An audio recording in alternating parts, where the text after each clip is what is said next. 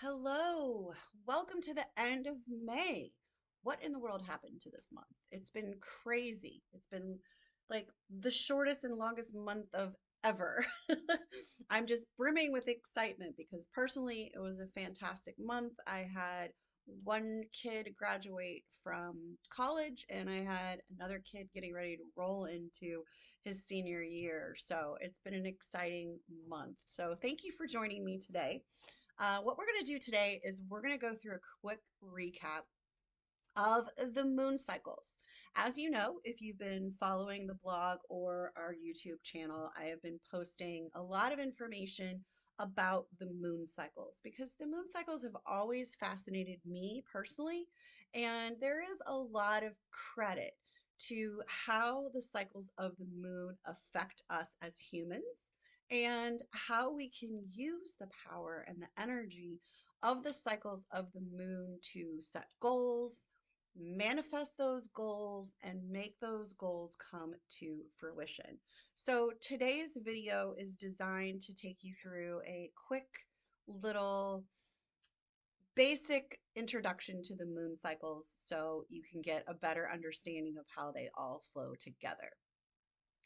So we start out with the fact that obviously, like I said, the moon is extremely fascinating. Cultures have studied the moon cycles for centuries, and some of our most ancient calendars have been created around the moon cycles. And the moon has also inspired so many myths and legends. You know, you've heard of werewolves, you've heard of moon magic, maybe you've heard of howling at the moon and moon circles. So, what I want to get through today is the science behind the moon cycles and how you can actually harness that power because it is a powerful energy and make it work for you and your intentions and your goals. So, like I said, there is a science behind the moon cycles and how they actually affect us here on the planet Earth. So, that's what we're going to talk about a little bit first. So the moon cycles are also known as lunar phases. Sometimes I go back and forth between calling them the lunar cycle and the moon cycle.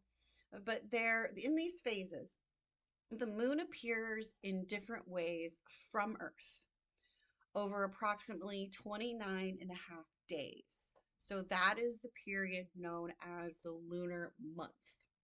So this cycle is a result of the moon's orbit around the Earth and the changing angles of sunlight that actually illuminate it. So that's the reasoning behind how we get the different phases. The moon itself doesn't change, but the way that we see it in the sky, in the night sky, definitely does. So let's start with the beginning of the moon cycles, the new moon. This phase occurs when the moon is positioned, between the earth and the sun.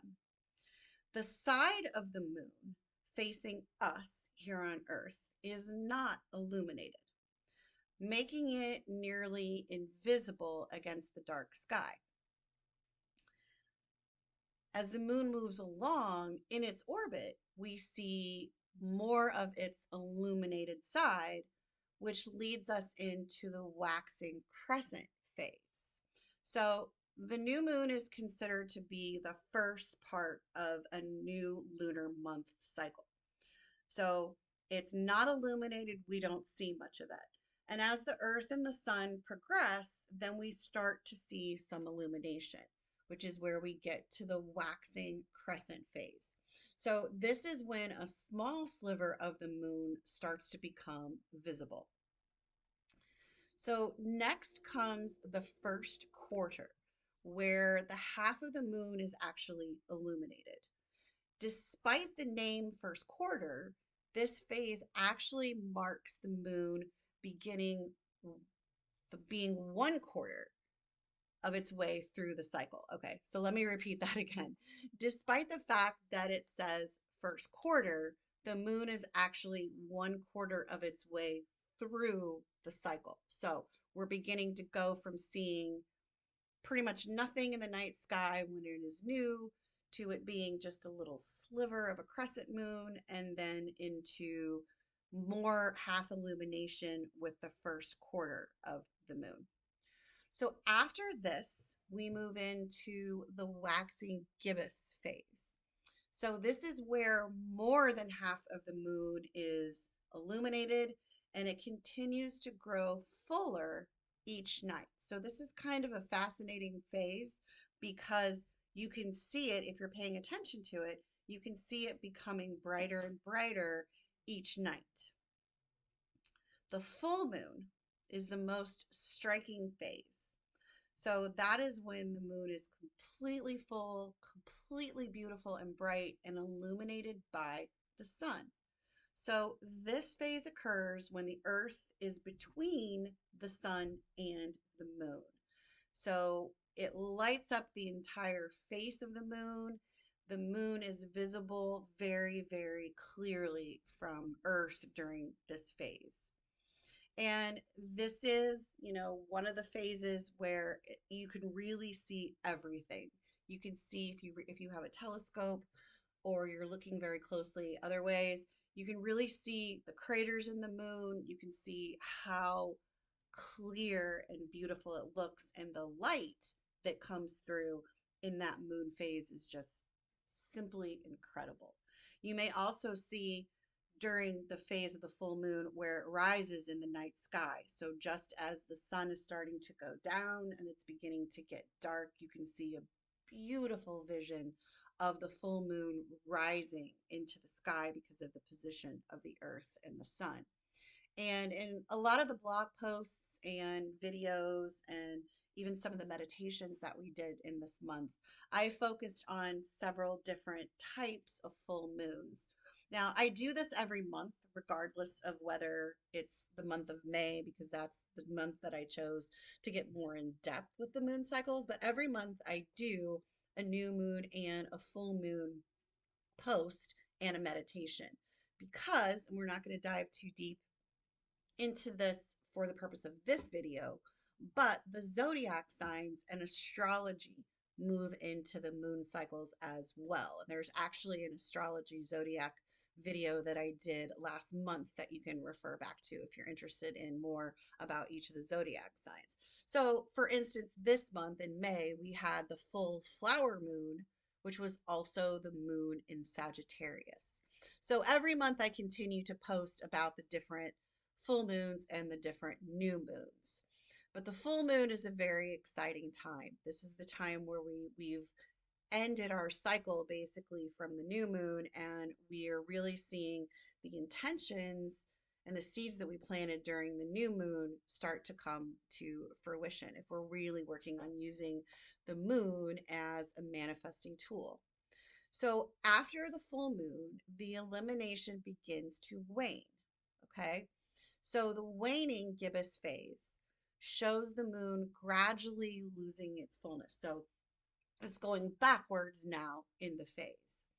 And in the third quarter, which is also known as the last quarter, that's where, once again, half of the moon is illuminated, but the opposite half compared to the first quarter is darker. Okay. So you're kind of going backwards in the phase.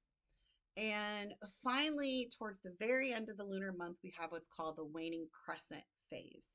The illuminated portion continues to shrink until we reach the new moon again. So you're going to start to see that little sliver of the moon as we get to the new moon part, and then we have completed the lunar cycle and we begin a lunar month over again.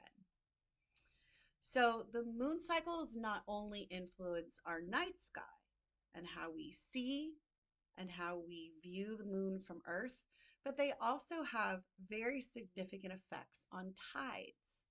I don't know if you have heard of when there's been tropical storms or hurricanes and high tides, that if this happens during a certain cycle of the moon, normally it's the full moon, it really affects the strength of the tides. So if there's tropical storms or bad weather, it could make those storms a little bit worse because it's affecting the tide cycle. some of the natural behaviors of our wildlife change during the moon cycles. I kind of made a joke at the beginning of this video about wolves howling at the moon, and they do. And every nocturnal animal and wildlife out there, it does affect, because it affects how they interact with their environment and how they're interacting with the moon in general. It's really, really fascinating. So understanding these moon cycles enhances our appreciation for the natural rhythms of our world, our wildlife, our organic nature.